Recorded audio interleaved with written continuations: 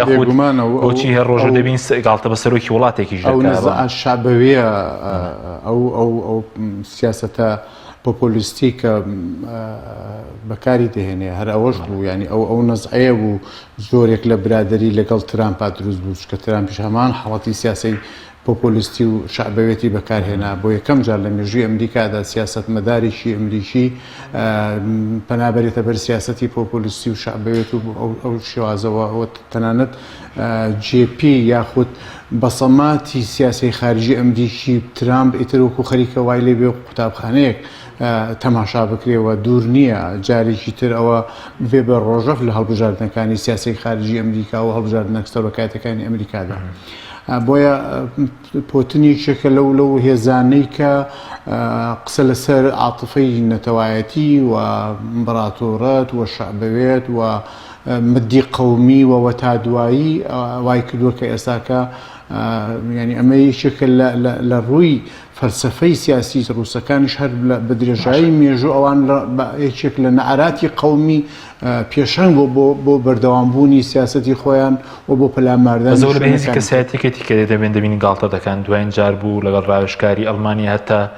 سەرۆکی فەڕەنساش بەجێشن لە کۆنگرەی ڕۆژنامەوانی مێزێکی چەرمەتری دانابوو لە دووری خۆیان تەنانەت ئەوەی کە ئەندامی کابینەکەی خۆی ینی ئەمڕۆ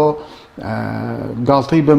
سەرۆکی مخابراتی وڵاتەکەی کرد کاتێک کە هەڵەیەک دەکا لە مسەڵەحەکەدا کە دەڵێ ئەوە ئوکراین ئیترۆکو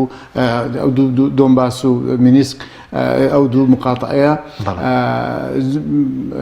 ئەوە تر سەربەخۆن و ئەوە بڕیاری سەربەخۆ بوونە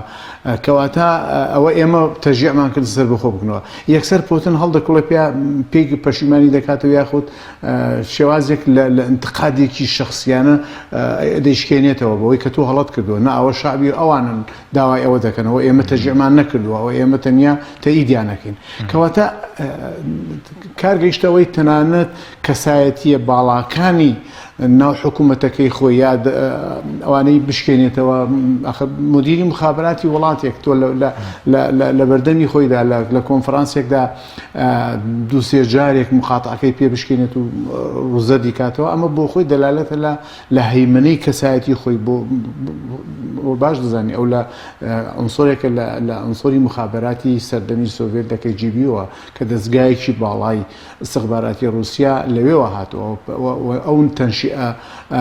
سیاسی خۆی ئەو تەنشیئە فکری خۆی لەوێەوە سەرچاوی کردووە ئەو تەنانەت ئێستاش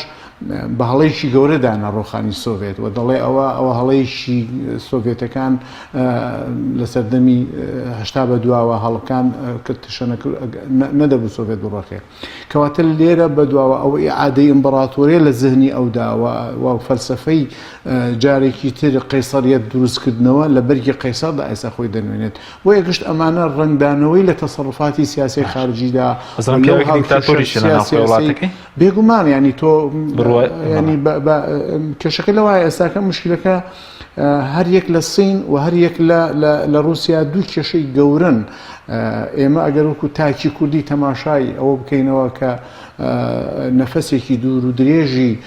وڵاتانی ناوچەکە ئێمە بۆ دژایەتیکردنی ئەمریکا و وەکو قێزەوەن و وەتا دوایی بەڵێ گشت ئەمانە ڕەنگە منطقێکی تیابێ بەڵام دوجار ئەو هێزەی ئەگەر بەدیلی دیموکراسەتی ئەوروپی بەدیلی دیموکراسەتی ئەمریکا هەر چۆنێک بێ چێ دەبێت سین دەبێت سینێک لە ژێر سایی تاک حزبێکی قێزەوەندا کە ئێغۆریەکان وەکو نەتەوەیەک وەکو پێکهاتەیەکی ڕەسەن تەماشاکە چیان بەسەرهاتوە لە ژێر سایی حکوومەتی سینیدا و دیموکراسیەت لەوێ کاتێ تەنیا خۆپیشاندانێکی بەسیط کرا بۆ داوای ئازادی لە گۆڕەپانی پەکیندا لە سەعاتە وەختێکدا 5,000 خوێندکار خەڵتانی خوێن کرا یعنی ئەمە هەمووی ڕابردوویەکە تەنانەت بە جۆرێک لە جۆرەکان پەیوەندی ئەمە وەکو نەتەوەی کوردیش لە ڕۆژئاوا دەبینی ئەو خوێن بەربوونەی معارەزەی سووری ئەوەی کە دەیەوێت نظامێکی مستەبدی بەشار ئەسەد و بنەماڵی ئەسەد